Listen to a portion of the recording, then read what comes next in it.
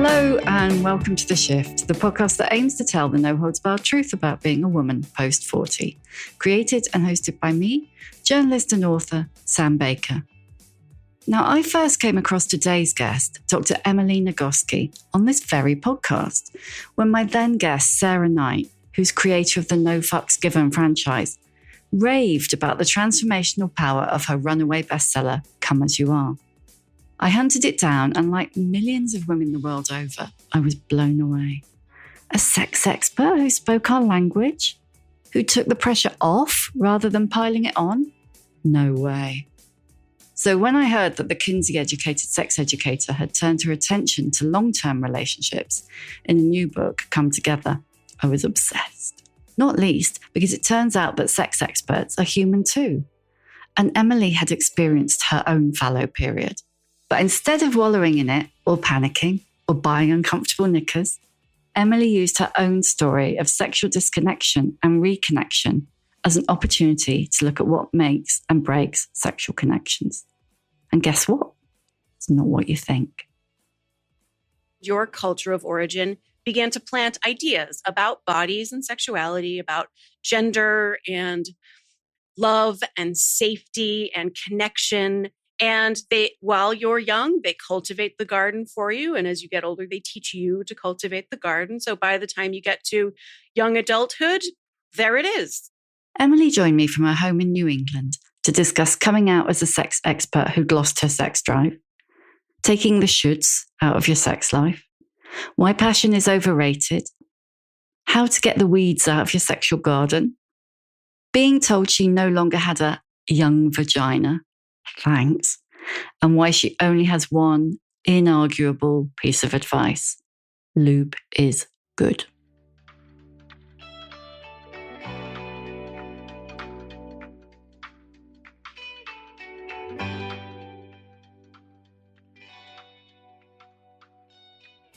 First of all, I want to say thank you so much for spending your valuable spoons on the shift. I'm so glad you just used the word spoons. Well, I have my own spoon shortage, so I really understand what you've been going through. Yeah. I mean, has it been difficult to say, well, I've only got this many spoons, and some of those spoons have to go on myself and my marriage? Yes, that actually has been the defining feature of, I would say, the last 6 months of my life as I've been preparing for the book to be published and then going through the book launch process. The whole point of the book is like sex in long-term relationships. I wrote the book because I struggled with sex in my own marriage, and I made a really explicit choice that I was not going to invest all of the energy that I had into the book because I was determined to stay a wife and a partner to my husband, who is a spectacular, he's my favorite person on earth. He's a delightful human being who deserves to have a wife who is not a puddle, right? Yeah. And the fact that there's opportunity cost with that, it's a trade-off that I struggle with because I have all this capitalism stuff in my brain too about success and but don't you want there to be a movie or TV adaptation of your book? I do. And also, I want to have a life I enjoy with my husband. So there's probably never going to be one. Yeah. Yeah. It was one of the things I was thinking when I read Come As You Are. And again, when I was reading Come Together, that so much of it boils down to that, doesn't it? So much boils down to those kind of capitalist goals of attainment and go and acquire and output and achieve and all of that. And that's in all our lives. And it's really, really present in our sex lives. Yeah. The narratives we have in our head about what a great sex life is supposed to look like, heavy quotes around that, all have to do with performance, with having the right kind of body and the right frequency of sex and the right sexual behaviors and orgasm from the right kind of stimulation and the right experience of orgasm, how they're supposed to feel. And it's all judging ourselves against this entirely fictional standard.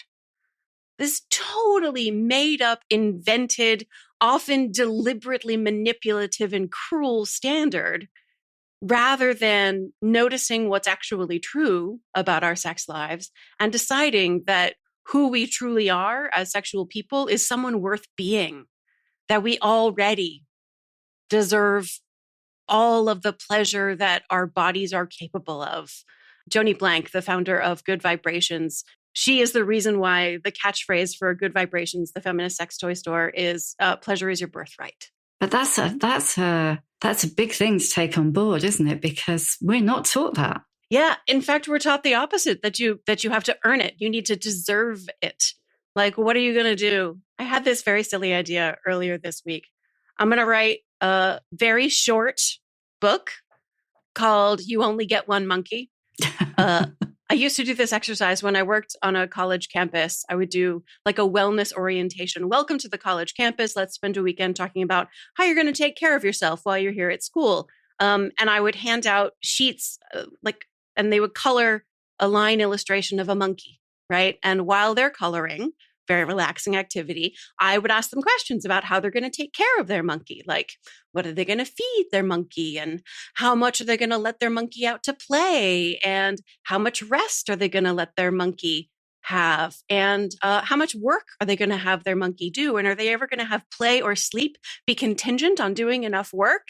And gradually they catch on that this is a metaphor, that I am talking about how they care for their own bodies, because we are ultimately mammals. We are living in these monkey suits, and you only get one. Your body is the only thing you have with you on the day you're born that you still have with you on the day you die. And your relationship with it is a major factor in the quality of your life.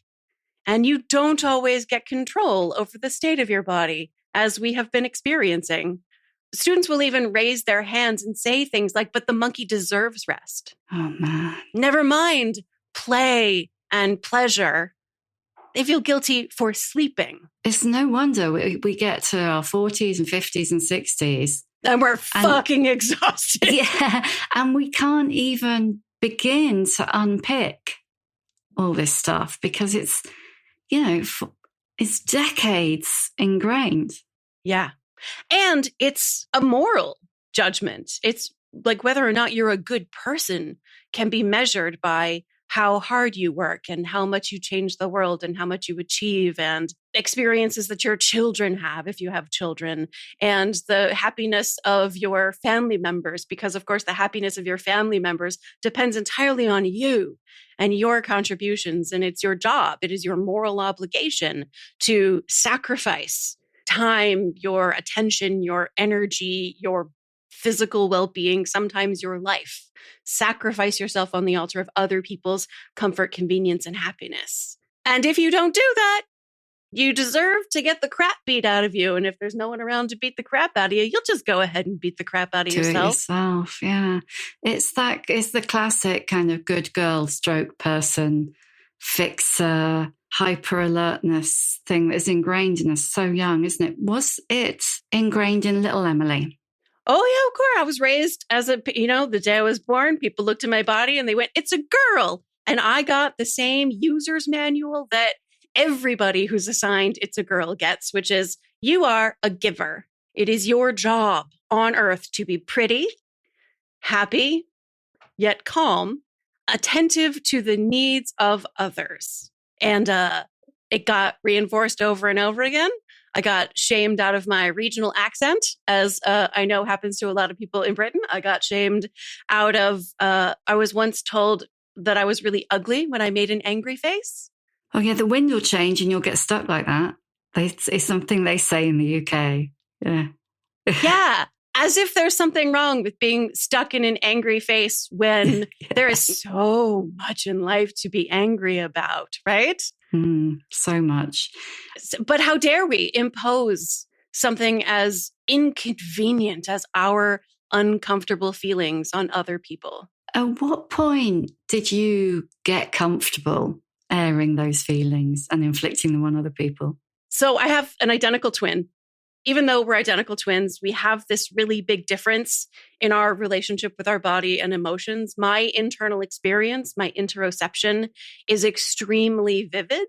So I actually don't have a lot of choice about when and how I express those emotions. My journey has been of learning to, like, the mantra from my adult caregivers was put a lid on it, cork it, Emily. Like, keep it down, because like it's all so big inside me that it all comes out. And my sister has she really struggles to hear her own internal experience, to recognize her physiological needs and her emotions, because they all happen in the body. And so her process has been the opposite of learning how to access those experiences and let them out. Her health has suffered as a consequence of her inability to let those things out. And like, my health is not great these days either, but for most of our lives, Emily was the healthy one. That was the narrative, is that like Emily was fine, Emily was healthy, but Emily was obnoxious. Great. And Amelia was a good girl, and she behaved herself, and she was hospitalized twice during her doctoral work. Wow. And she also has long COVID. She got it in July of 2020 and now uses a wheelchair to get around the world. I don't know that much research has been done on it, and it definitely should be, because I really see long COVID affecting women in their 40s and 50s much disproportionately. I can't help wondering what else is going on there, partly with hormones, but also with decades of pent-up stress. Yeah. So you, income as you are, you talked a lot about the garden, which I absolutely love that analogy. Would you mind explaining that for us? Sure. I love it too. I love it so much I put it in both books. So the idea is, here's how to think about what's true about your sexuality. On the day you're born, you are given a little plot of rich and fertile soil that will become the garden of your sexuality. And on that day, your family of origin and your culture of origin began to plant ideas about bodies and sexuality, about gender and love and safety and connection. And while you're young, they cultivate the garden for you. And as you get older, they teach you to cultivate the garden. So by the time you get to young adulthood, there it is, the garden that is your sexuality. And some people get really lucky.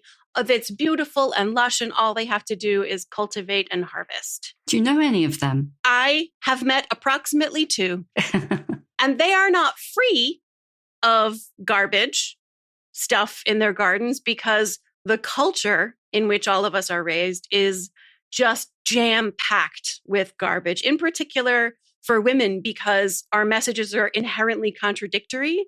Like, you got planted in your garden the idea that you should be pure and your body is for the pleasure of other people and you don't have any sexual thoughts of your own, but also you're supposed to be a sexual rock star and be able to orgasm 6 ways from Sunday. So no matter what you're doing, you are always doing it wrong. I know some people who had amazing sex-positive parents who ended up being remarkably healthy sexual adults, even really early on in their sexual lives. But then there's the rest of us who are stuck with some pretty toxic crap in our garden. And we have the growth opportunity to go row by row through that garden and make some choices about what we want to keep and what we want to throw on the compost heap to rot and become fertilizer for the things that we choose to plant in our gardens. In Come Together, which is about sex and long-term relationships, early on in a sexual relationship, it's often about like going to visit each other's gardens. So like, you come find out what's going on in my garden. I invite you over. I hope you like the place. You go visit the other person's garden, see if you like what's going on there. But at a certain point, you begin cultivating a shared garden.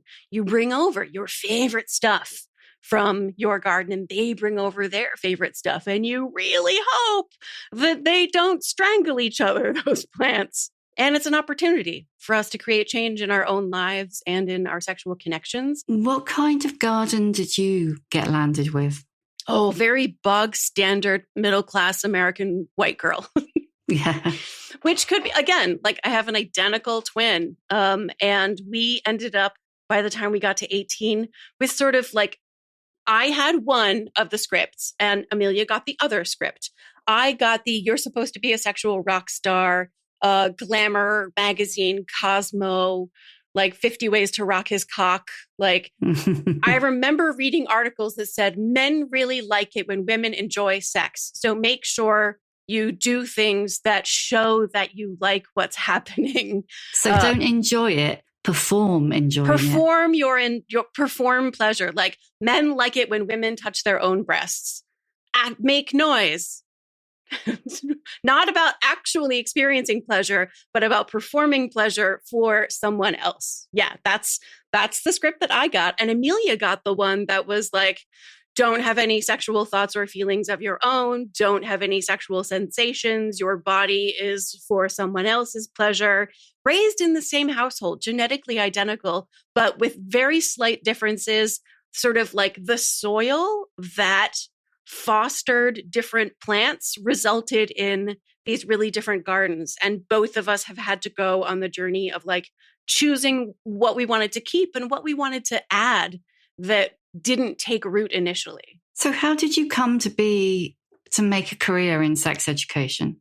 It started in my first year in undergraduate. I was a big nerd. I was a SWAT, I think is the equivalent British word. Yeah. So I knew I was going to go to grad school. I had no idea for what, but I was like, I'm definitely going to grad school. So I wanted some volunteer work on my resume to make me look like a good candidate for grad school in my first year.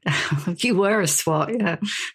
Very. And I had already completed a year's worth of coursework by the time I got to my first year actually in college. Wow. Yeah. So I asked a guy on my floor, like, what I could do. And he said, hey, come. He was pre-med. So he said, be a peer health educator with me. So I did. I got trained to go into residence halls to talk about condoms, contraception, and consent. Meanwhile, I was earning a degree in psychology with minors in cognitive science and philosophy. And so I loved the brain stuff. I loved it. But even as much as I really enjoyed the brain stuff, and I still use the brain stuff, the work I was doing as a sex educator and then as a sexual violence prevention educator and then as a sexual assault crisis responder, that work made me like who I am as a person in a way the intellectual stuff just never could. So that's the path I chose. I got a job at Smith College as the director of wellness education and taught a class called Women's Sexuality.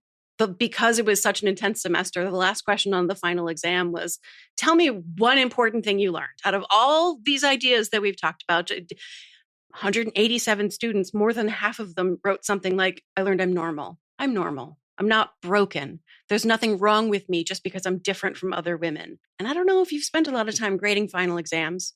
It's not usually like this. I was sitting in my office grading with tears in my eyes. And I wanted to do it at a bigger scale. And that is the day I decided to write Come As You Are. And you did do it on an enormous scale. Enormous scale. Were you surprised that it took off the way it did? It didn't happen fast. Like it was a very gradual growth. So this is not usually what happens with books. I was told that what's going to happen is there's going to be an initial burst, and in about 3 months, that's basically it. But month after month, it just kept growing because people would read it and they would want their friends or their partners to read it. Therapists were giving it to their clients to read. And then their clients would pass it on to their partners and their friends and their family. One of my favorite stories was a gay man told me that it's a book about women's sexuality, but it turns out it's pretty applicable to kind of everybody. A gay man told me that he gave a copy to his mother, had a way to talk about sexuality through the language of Come As You Are. He was a sex therapist, so like they had like an existing relationship where they could talk about that kind of thing. But it's like such a beautiful notion that people are sharing the book, like it'll disappear off of parent shelves into teenagers' rooms. I love it. That's brilliant, isn't it? And it's so interesting because I discovered the book when Sarah Knight, the NoFucks Given writer, came on the podcast, and it was her book recommendation, and that was how I discovered it. Yeah, on the podcast. Well, she's my editor, so of course she recommended it. Oh, was she? Oh, yes. Sneaky. I shall take that up with her afterwards. Yeah, she edited that book. Come As You Are is what it is because she was such a like no nonsense. I mean, it was back in the day when we were mailing paper back to each other. So she would mail the entire manuscript back with pencil marks all over it, just like lines crossed through whole paragraphs and margin notes like, I wish I understood this because it seems like it might be important. And this is all gobbledygook to me. Yeah. But as well as being a massive success, Come As You Are had, let's just say, a detrimental impact on your own sex life, didn't it? Yes, it sure did. January of 2010 is when I taught that class where I went, I want to write a book. August of 2011 is when I met my husband. 2012 is when I started really seriously like writing a book. So I was a newlywed when I started writing the book. And you might think that you're reading about sex and writing about sex and thinking about sex and talking about sex all the time. You might think that that's like super sexy. It's not. It was real stressful. And I was so stressed from all this thinking and reading and talking about sex that I lost all interest in actually having any sex for months at a time. Again, newlyweds, months at a time, nothing. Finished the book, things got better. Went on book tour, things got much worse. Tried to follow my own advice. Chapter 7, the desire chapter, responsive desire. This is the advice I give everybody, and I tried to follow it. You put your body in the bed, you let your skin touch your partner's skin, and your body will probably go, oh, right, this is a good idea. I really like this. I really like this person. And I would put my body in the bed, let my skin touch my partner's skin, and I would cry and fall asleep. And I thought, I need more advice than I give in my own book. So I did what any good nerd does. I went to Google Scholar and I looked at the peer-reviewed research on how couples sustain a strong sexual connection over the long term. And what I found there blew my mind and ultimately is what I wrote in Come Together. So how did it make you feel? Because you're a sex expert. I'm supposed to be having frequent, wildly orgasmic sex, right? Yeah, totally.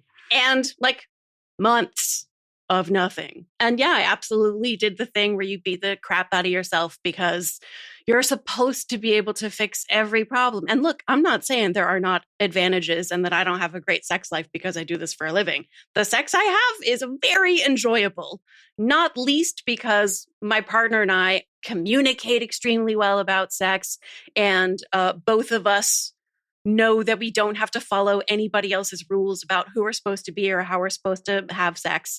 When you're as exhausted, burnt out, frankly, as I was, there's no amount of being good at communicating that's going to get your body to feel well enough to be able to get to the sex part. So just because I'm a quote unquote sexpert doesn't mean that my body's not just as vulnerable to the stress and body image and trauma history and all the things that everybody deals with when it comes to things that interfere with their access to sexual pleasure. Were you kind of in two minds about coming out, if you like, as having had those problems when you were writing and promoting Come Together? Yeah, I was when I was putting together the proposal, it was a question that I asked my agent. I also have an extraordinary agent who got me together with Sarah Knight, and she's been my agent for all of my books. Her name is Lindsay Edgecombe. She's a delightful human being. And I was like, okay, so a book about sex and long-term relationships. Here's my story. I'm worried that if I put my story in the book, it will undermine my credibility. And she was like, no, it is such a relief to hear that even somebody who teaches this stuff for a living can still struggle with it.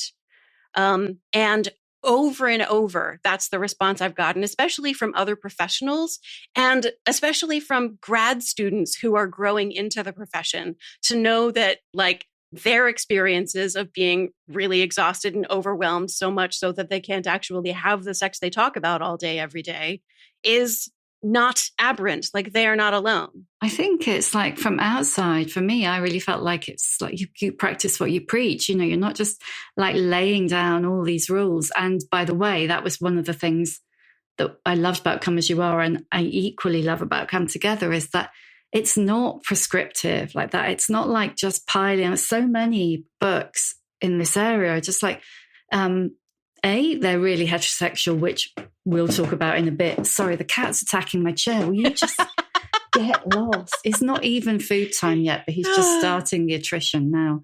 It's not piling on the pressure, and it's not, if anything, it's taking the pressure off. And that is so rare. I'm glad you feel that way about it, because it not being prescriptive made it much harder to write. Because wouldn't it be so much easier if I was just like steps 1 through 5, there you go. And it doesn't help anybody, but it's easy to write and people feel like it should be helpful. Those are the kind of books where you get this like prescriptive, like go through the steps and it feels like it should be helpful and then it's not helpful. And you get to say, well, it's not helpful because there's something wrong with me. Yeah, you've just failed again. It's just setting you up to fail. Which is why I don't write books that way, if I could possibly avoid it. There is one prescriptive piece of advice I give, which is that everybody should explore and find a lube that works for them. Lube is good. I have had people pay thousands of dollars to attend a weekend-long retreat. And while I talk about lube, they have paid. I only give one piece of advice. And it's lube. And they'll sit there going, I don't know. And I'm like, I only say one thing that you really need to do. And it's this one. You paid thousands of dollars to be here. Please try to find a lube you like. Because it's not prescriptive and it's not steps 1 through 5, I think the books can feel a little bit like, this is going to be really hard work. Like I actually have to like create change in my life in order to make space for sexual pleasure. I think, do you find, I mean, people want an answer, don't they? I mean, do you find that people will come on one of your workshops? The cat has left the building. Do you find that people will come on one of your workshops and they'll be like, yes, but what is the key to great long-term sex? Right. And I mean, in the introduction of the book, I'm like, couples who sustain a strong sexual connection over the long term have 3 characteristics. 1, they are friends who admire and trust each other. And some couples are already fucked on that one because it turns out they don't like the person they married. I actually didn't realize how controversial and difficult this would be until I started touring, talking to people about the book, because there persists apparently this idea that you can't be friends with someone you're sexually attracted to. So you marry a person you're sexually attracted to, which inherently means it's somebody you can't be friends with. Is that a heterosexual thing or is that a cross? I have to say it's been straight cisgender women are the ones who have bought into this idea that they can't be friends with the person they're sexually attracted to. And so when the sex goes south in their connection, there's nothing left in their relationship because they never were friends. So that's number 1. And if you can't like the person, it really doesn't seem like it would be controversial, right? It's really much better if you like the person that you're having sex with. I get that it is though, because people do say, ooh, she says that he, they, she is her best friend. Well, yeah. I spend a lot of time with this person. Oh, every day I spend hours every day. I sleep next to this person. Yeah, they're my best friend. Yeah. You would sleep next to someone who's not like one of your very favorite people on earth. They like each other. They trust and admire each other. 2, they prioritize sex. They decide that sex matters in their relationship. It contributes something important to their connection. That doesn't mean that they always have time for sex or they're always in the mood. It means that on those inevitable occasions when life gets in the way, like you got a brand new human in your house, or your parents are sick, or you just want to spend time with other friends for a while, or you're house training a puppy, you're got a degree to finish, like life gets in the way. What it means is that when that happens, because they know that sex contributes something important to their relationship, they're motivated to find their way back to each other when life permits. And let me say that sex is not important in every relationship. There absolutely are relationships where sex is not a priority and sex doesn't contribute anything meaningful. But the couples who sustain a strong sexual connection are the ones who know why sex matters in their relationship. That's number 2. And number 3 is that couples who sustain a strong sexual connection decide they are not going to follow other people's rules about who they're supposed to be as sexual people and what their sexual relationship is supposed to look like. They're going to be precisely who they authentically are. They're going to receive their partner's sexuality precisely as it is, not filtered through the lens of a bunch of cultural lies they were taught about who their partner is supposed to be. And they're going to co-create a context in their relationship that makes it easier for their brains to access pleasure. They're going to collaborate on creating something that they both really enjoy.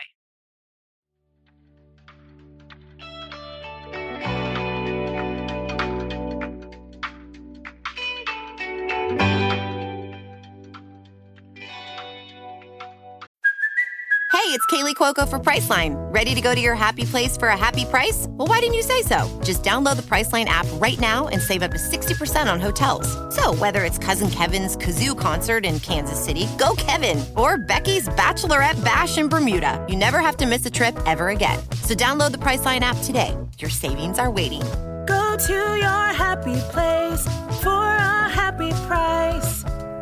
Go to your happy price, Priceline.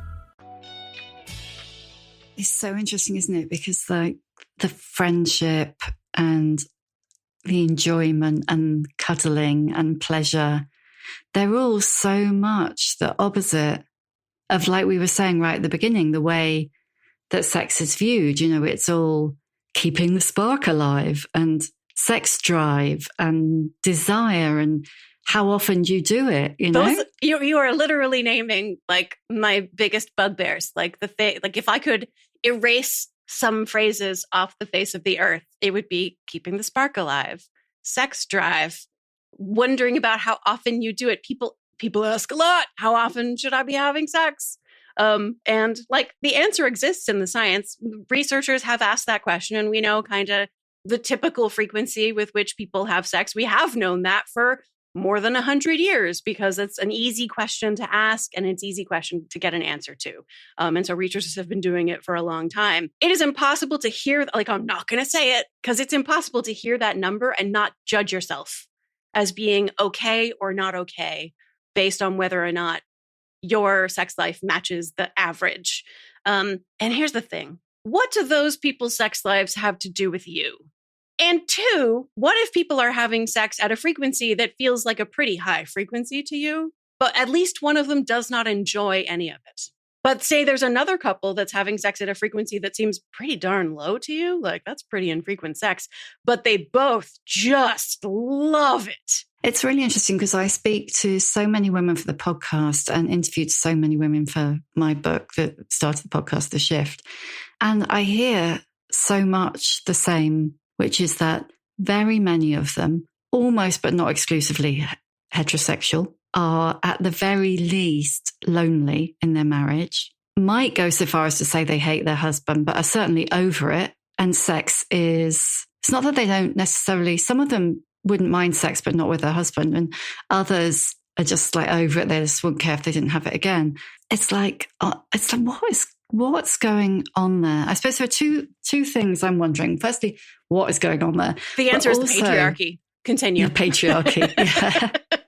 But it also is like, what is it, do you think, about this time of life, 40s, 50s, that makes maybe a certain sort of women, certainly women in heterosexual relationships, kind of go, maybe not. Let me say it's not a universal experience, right? There are plenty of women, like for example, I'm 47.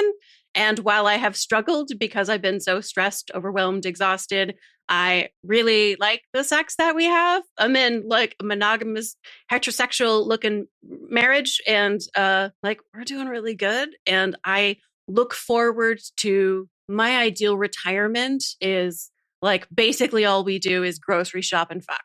That's how I want to retire. So I made the book as inclusive as I possibly could.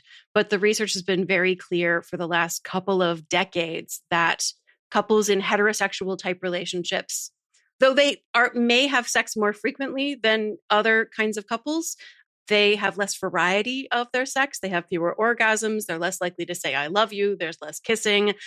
There's overall less pleasure. So they have more frequent sex that they like less.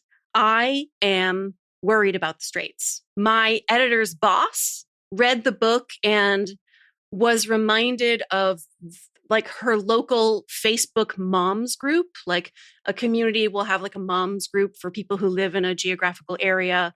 And she's a single mom, but like this Facebook group was just filled with moms who were going on rants about how much they use the word hate their husbands. And like, what was the first characteristic of couples who sustain a strong sexual connection? They like each other.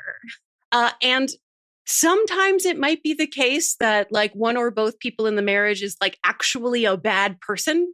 I think it's more often the case that each of them is just following the prescriptive handbook that they were given on the day they were born based on the shape of their genitals, trying to be a good woman or a good man. And those two scripts are inherently in conflict with each other. Like if you are trying to be a good woman and you are married to someone who's trying to be a good man, you're going to be unhappy forever.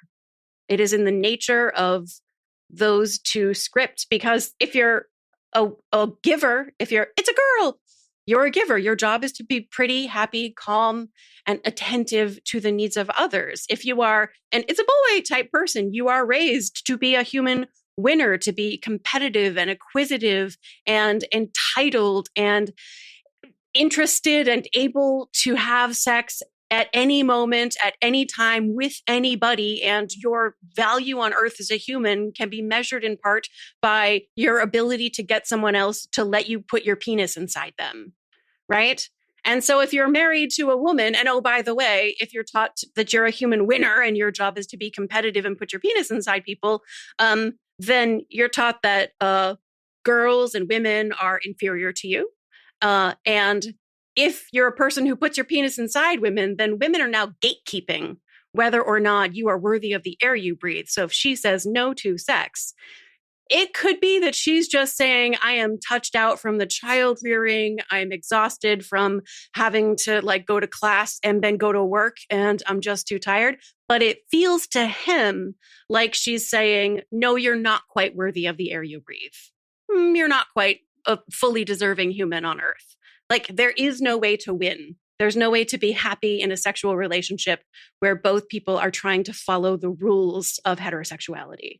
But it's not hopeless. There's absolutely a solution, which is that you both have to decide that like those handbooks that you were given, these scripts, these rules you were told to follow are lies and bullshit.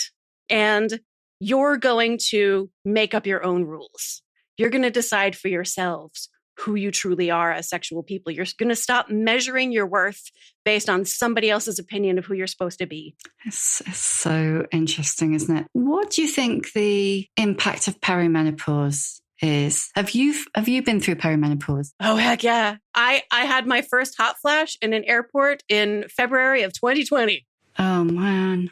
Yeah. Great. Yeah. I was standing in the security line and I was suddenly like, why is it so hot in this airport? I'm usually cold at airports. Why is it so hot? Yeah, I have since discovered the glory of linen sheets. Oh, good tip. Because otherwise, when you sleep in cotton sheets, they just absorb the sweat and you wake up in a swamp. It's terrible. Yes. So yeah, my gynecologist this year spontaneously said, wow, your vaginal rugae are really flattened. It is sort of like ripply, like it has a bunch of like, there's a lot of texture, hills and valleys. And as your estrogen levels, estradiol goes down, it sort of like smooths out. And that's part of why you get the tissue becomes more fragile and you're more prone to tearing and pain with intercourse. And I was experiencing pain with intercourse. And here she was literally like looking at my vagina and saying, here's why. Because you've got all that stuff going on, haven't you? You might, even if you didn't have loss of libido, even if you might have vaginal dryness, your body might have changed in a way that you don't like. Insomnia, hot flashes, then add in loss of libido. So the question is, why does sexual interest change? There is, and like researchers have been looking, and they have not been able to find a hormonal explanation for perimenopause is for some people associated with a decreased interest in sex or decreased sexual motivation. So it seems to be like a psychosocial thing. Like your body has changed in a way you don't like. Okay, well, suppose you get naked in front of someone and now your brain is filled with all the thoughts you have about the way your body used to be and how it's different now and all the critical thoughts you have about that.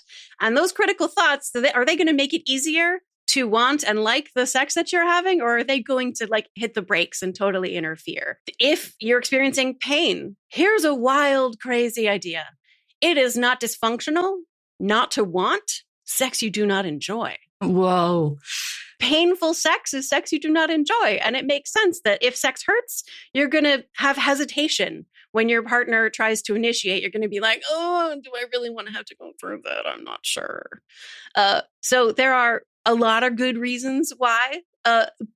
Part of it is you're fed up having sex for somebody else out of a sense of obligation because you believe that as a partner, you're supposed to have sex because if you don't, then something bad is going to happen. The little clock so many women have in their heads of how long it's been and like, we should have sex so that like he doesn't feel deprived. Not so much there is a hormonal factor in particular with the sleep stuff and with the actual like genitourinary vaginal health situation. And the rest of it seems to be about our perception of ourselves as sexual people and our satisfaction in our relationships.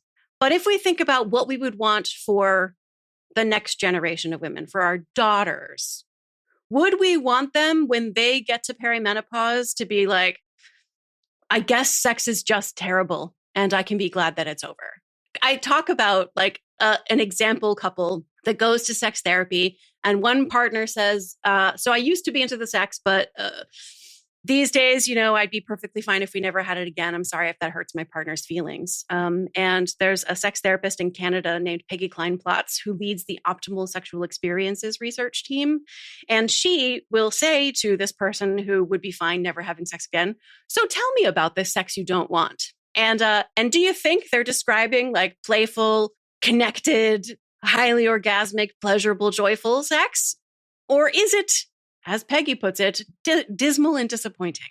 And Peggy will say, well, I rather like sex, but if that's the sex I were having, I wouldn't want it either.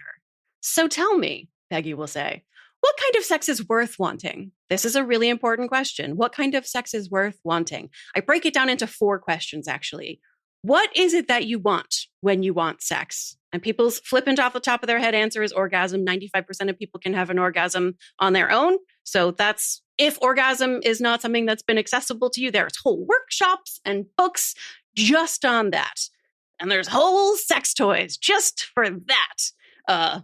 And we can talk about orgasm if you want to. Glad to talk about orgasm. I could talk about orgasm forever. When people actually, like, what is it that I want when I want sex with this partner? They want connection. They want shared pleasure.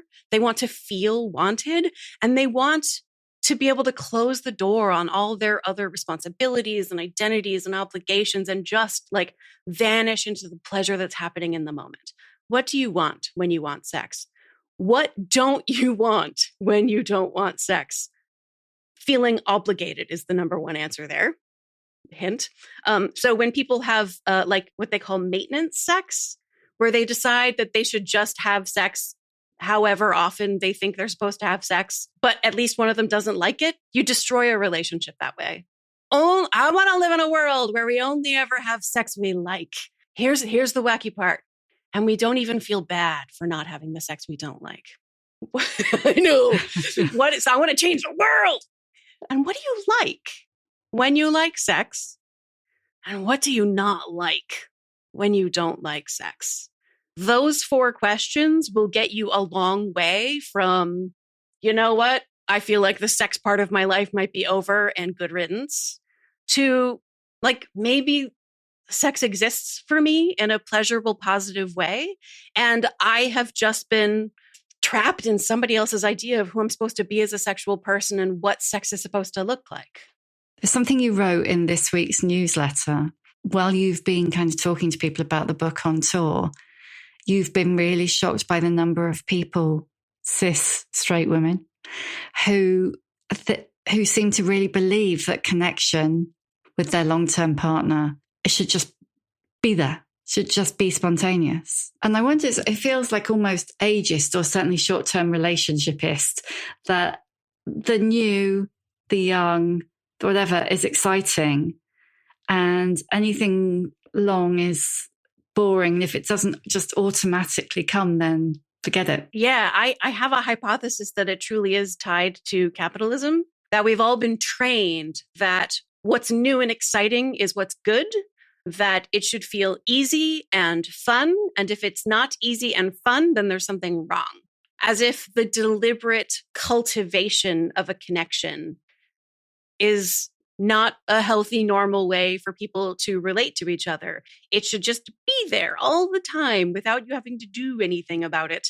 And if it's not there, then you throw that one out and you get a new one, which is why I think it's linked to the way our brains have been trained by capitalism. I have a friend who's writing a memoir in part about her own mother's experimentation in the 60s with group marriage. A lot of her mother's point of view is that new and exciting, that new relationship energy, like the good right way to be in a relationship with someone. If you haven't got that, then you haven't got very much worth having. It has been a surprise to me. Like, I knew ahead of time that like something builds in a long-term relationship, but my husband and I have been together for 13 years now. What we have now is qualitatively different from new relationship energy. It's so much bigger and deeper and built it together day by day by making choices about how we want to relate to each other through whatever vicissitudes come our way and through whatever joyful, positive things come our way. How are we going to relate to each other through the changes that come to us? Part of how I feel about this, honestly, is influenced by 2 weeks before the book was due. So this is the first time I missed a book deadline, but for a good reason. 2 weeks before my book was due, a friend of mine died of cancer, and she was right around my age, mid-40s. She married her wife just a couple of months after I married my husband, and they had already faced their till death do us part. And I changed the whole second half of the book because it's not like I didn't know. We don't get to choose how long we spend with our partners, but it was this deep, painful, visceral reminder that we are not promised abundant time with the people we love. We are only promised change. And it is how we manage that change together that characterizes the overall quality of our relationship. So even though, if you're wondering, did writing Come Together do to your sex life the same thing that Come As You Are did? 100% months of nothing. I didn't regret the months of nothing. So this is not a like have sex every day or you'll regret it. This is how are my partner and I negotiating the change that has happened in our lives as a result of me writing this book. Can we be kind and playful and generous, compassionate with each other, even as both of us are distressed about this change? And can we find our way back to each other in a way that doesn't judge or shame or blame any of the specific incidents that happened? Can we be forgiving and loving regardless of what comes our way? Anna used to say, queer joy matters specifically. As a lesbian, she would say, stay safe and practice hope. So losing her has created like a daily motivation for me to practice hope and to practice pleasure, even when sex is not available to my brain because I'm just too overwhelmed and exhausted. I'm too sick. I don't have the spoons for it because I used up all my spoons doing other stuff that just had to get done.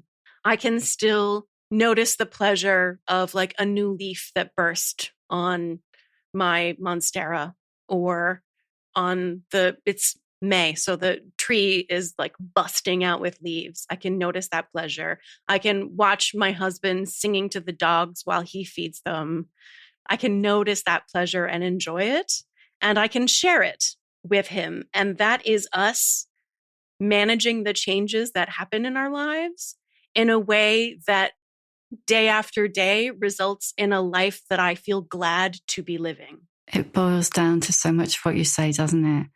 To pleasure, desire, not sex drive, not all of those things, but pleasure, and that being the goal and living in that moment.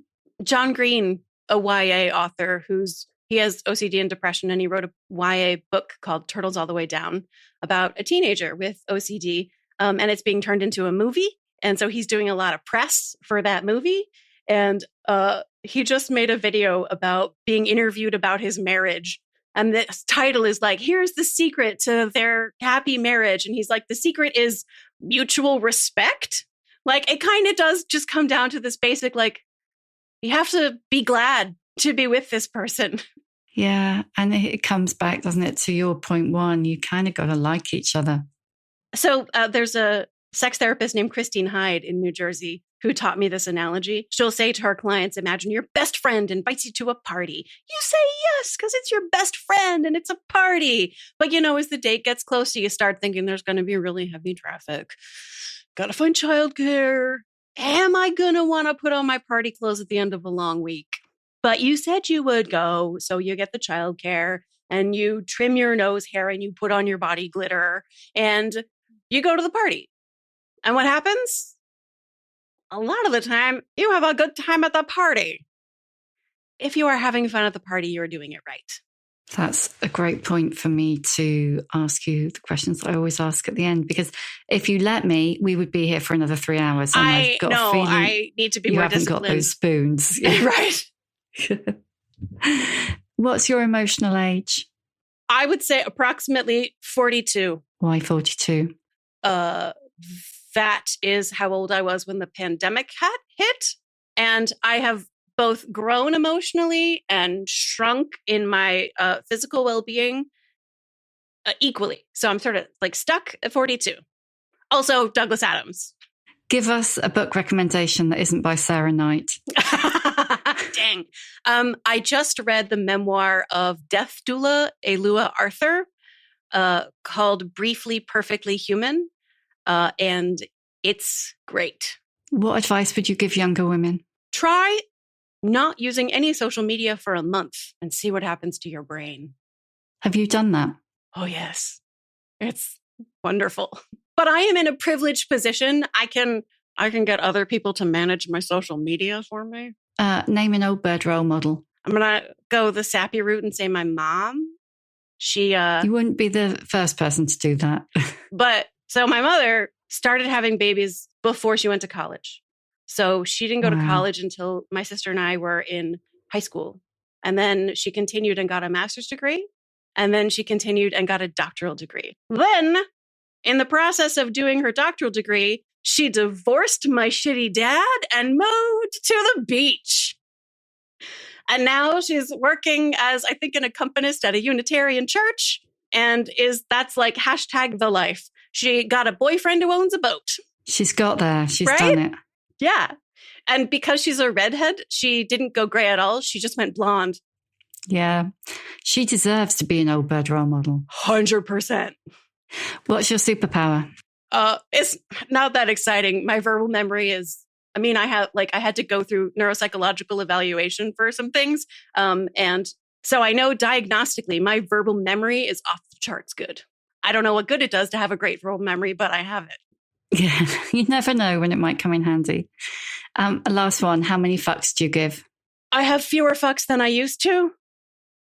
But just like spoons, I am careful to allocate them in deliberate ways. And I am learning every day to get better at distributing them in a way that makes my life better instead of always trying to make other people's lives better. Yeah, that's the big ask, isn't it? Yeah. Thank you so much, Emily. And I never do this, but I am going to do it now. Come As You Are and Come Together are truly brilliant books, and they truly will change your sex life. So you need to go and buy them both, and I will put a link in the show notes. Oh, that's so sweet of you. Thank you so much.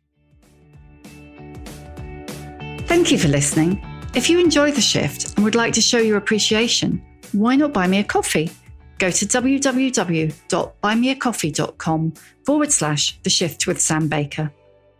You can hear a new episode of The Shift every Tuesday, wherever you get your podcasts. And if you like what you hear, please do rate, review, follow, tell your friends, because it really does help other people find us. And if you'd like to know more about my own experience of shifting, my book, The Shift, How I Lost and Found Myself After 40, and you can too, is out now in paperback.